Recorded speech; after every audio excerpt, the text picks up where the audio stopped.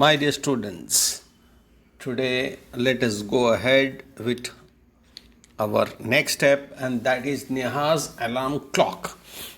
Here we have been given a page, a picture that contains very effectively we have been taught.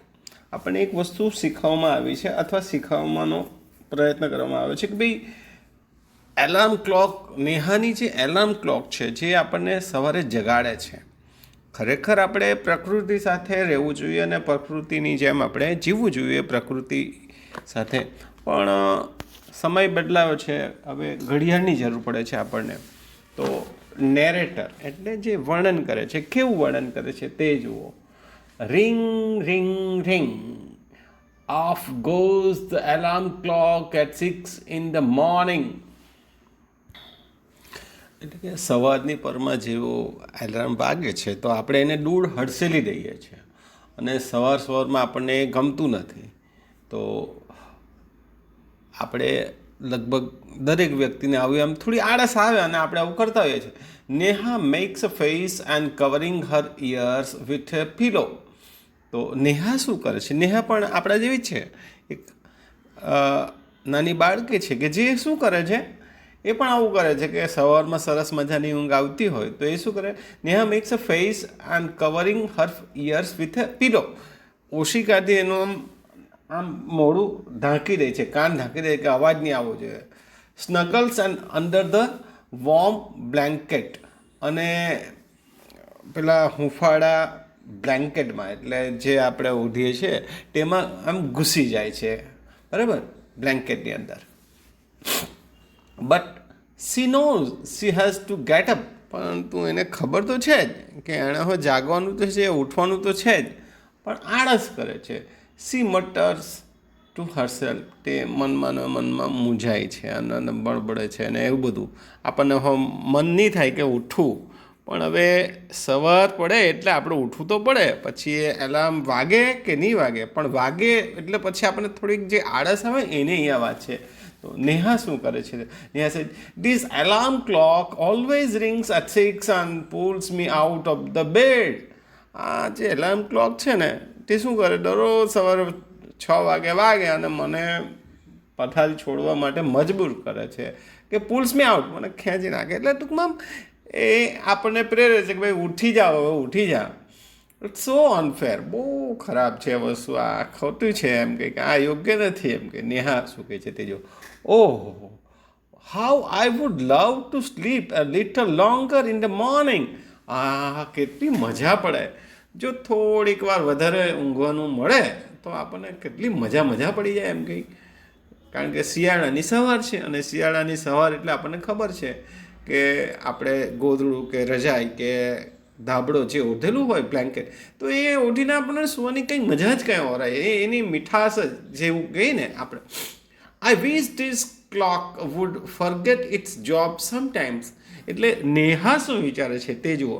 Neha એવું વિચારે છે કોઈ વાર એ ઘડિયાળ છે ને તેનું કામ કરવાનું ભૂલી જાય એમ કે, ચૂકી જાય, ટૂંકમાં વાગવાનું જ ભૂલી જાય તો કેટલી મજા પડે એમ.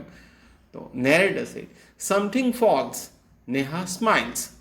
એટલે કંઈક પડે છે આમ નીચે એટલે અવાજ આ ઢળઢળ કે ધધાઈ નાખે ને એવો અવાજ આવે એટલે નેહા હસવા લાગે છે. એના મોઢા પર હાસ્ય આવી જાય છે. અને ત્યાર પછીનું નેક્સ્ટ સ્ટેપ જુઓ. નેહા સે આગળ, ઓ માય ક્લોક હેઝ ફોલન. મારી ઘડિયાળ જ પડી ગઈ. હાઉ હેપી આઈ એમ. હા, હવે હું કેટલી ખુશ છું. ઘડિયાળ નીચે પડી ગઈ પથારી પરથી કે ટેબલ પરથી, તો આપણને એમ થાય કે હવે નહીં વાગે ને એમ. એને નેહા એવું કંઈક વિચારે છે. Tomorrow I can get up late. કાલે હું મોડી ઉઠી શકું, વાંધો નહીં. હવે ઘડિયાળ તો વાગવાની નથી, આજે નીચે પડી ગઈ એટલે બગડી જાય. એટલે નેહા એક નાનું બાળક છે, નાની બાળકી છે, પણ તે એના મગજમાં કેવા વિચાર આવે છે તે જો કે આ એલાર્મ નહીં જ વાગે તો પછી પ્રોબ્લેમ જ સોલ્વ થઈ ગયો ને, કે આપણે ઉઠવાનું જ નહીં ને ઊંઘ્યા જ કરવાનું ને આપણને મજાની આમ નિંદ્રા માણવાની મળશે એમ કાલે તો. તો નેટ હશે next morning there is no alarm so sleeps Neha sleeps and sleeps. The small chirpy birds come through to the window sill every morning. Find Neha still sleeping. એટલે બીજે દિવસે શું થાય છે ખબર કે નેહા છે ને મોડે સુધી ઊંઘ્યા કરે છે.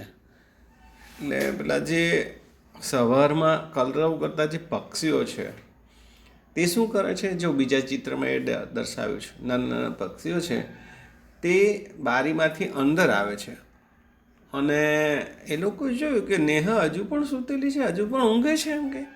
એટલે નેહાને એ લોકો જગાડવા માટે એ લોકોનો અવાજ આવે એટલે નેહા જાગવું પડે ને, કારણ કે અવાજ આવે છે અને અવાજ આવે ચેતવણી આપે કે ચાલો જાગો જાગો જાગો. Birds said, "Wake up, dear, wake up fast." મારી વાલી, પક્ષીઓ એવી ઈચ્છે છે, પક્ષીઓ સાથેનો વાર્તાલાપ જાણે થતો હોય એવું જો અહીંયા કહે છે કે ભાઈ ઉઠી જા બેન, મારી બેન ઉઠી જા આવે. નેડ said, એટલે પક્ષી અને પેલી નેહા નાની બાળકીના વચ્ચેનો narrator said, Neha gets up with a start. Neha જેવું જાગે, જેવું તરત જ ઉઠી જાઓ, હવે ગેટ્સ અપ, ઊભી થા અને શરૂઆત કરી દો. Neha said, "Oh no, it's not the alarm clock, it's this birds, why don't they leave me alone?" એટલે અહીંયા ફરી પાછી એક વસ્તુ આવે છે કે નેહાને શું કે મને કોઈ ઉથાડવાનું તો છે જ નહીં એવું વિચારતી હતી ગઈકાલે, પણ આ બીજે દિવસે પક્ષીઓ એને ઉથાડવા માટે એને મજબૂર કરી નાખી. ઇટ્સ ધીસ બર્ડ્સ, એને ખબર પડી કે આ પક્ષીઓને લીધે મારે ઉઠવું પડ્યું. અને why don't they leave me alone, એ શું વિચારે છે કે ભાઈ આ લોકો કેમ મને શાંતિથી ઊંઘવા નથી, કેમ મને છોડતા નથી એકલી, કારણ કે હું એકલી રહું તો હું શાંતિથી ઊંઘી શકું એમ. નેહા શું વિચારે છે કે મને કોઈ ડિસ્ટર્બ નહીં કરવું જોઈએ સવારે, અને હું જાતે સરસ મજાની ઊંઘ કાઢું થોડો.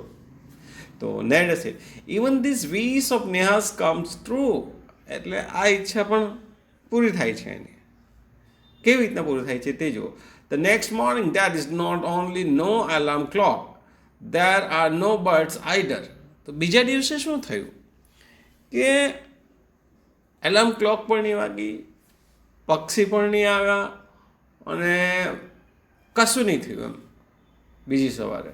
But there is someone else who does not want her to miss the school bus. પણ બીજું કંઈક એવું હતું પાછું, કંઈક ફેક્ટર કે જે ઈચ્છતું હતું, જે ફેક્ટરથી કે ભાઈ એ મોડી નહીં પડે સ્કૂલની બસ માટે. તો એ શું હતું? Can you gas who it is? તમે વિચાર કરો એ કોણ હોઈ શકે, કલ્પના કરો તમે, એમ કહે છે. પ્રશ્ન છે ધ બિગ બ્રાઇટ સન, તો એ છે સૂર્ય. બિગ બ્રાઇટ સન. હવે સૂર્યપ્રકાશના કિરણ, સૂર્યના કિરણ જે આવે, સૂર્યપ્રકાશ આવે તો માણસ જાગતું પથારીમાં હોય તો પણ જાગી જવું પડે, કારણ કે સૂર્યના કિરણનો તેજ હોય અને એ આપણા મોઢા પર કે આંખ પર પડે તો એ આપણે જાગવું જ પડે. He fills Neha's room with a warm smile, કારણ કે બીજે દિવસે એને એમ કે આજે કોઈ મને ઉઠાડવાનું નથી, તો પેલી બારીમાંથી જે સૂર્યના કિરણ આવ્યા ને એના લીધે એણે ઉઠવું પડ્યું. તો એણે he fills Neha's room with a warm smile, એટલે સૂર્ય હસે છે એના પર કે ચાલ હવે ઉઠી જાતું. તો અહીંયા તમે જુઓ મિત્રો કે નેહા એક આળસુ છોકરી છે એવું લાગે આપણને કે એને આળસ આવે છે, પરંતુ direct or indirectly here we are getting aware that what is important in our life to get up early. Okay, so first two pictures indicates this type of explanation to us. Thanks. Dear students, I think you can understand Gujarati as well as English now, and we will go ahead with a third one picture tomorrow. So here I will stop. Thank you again.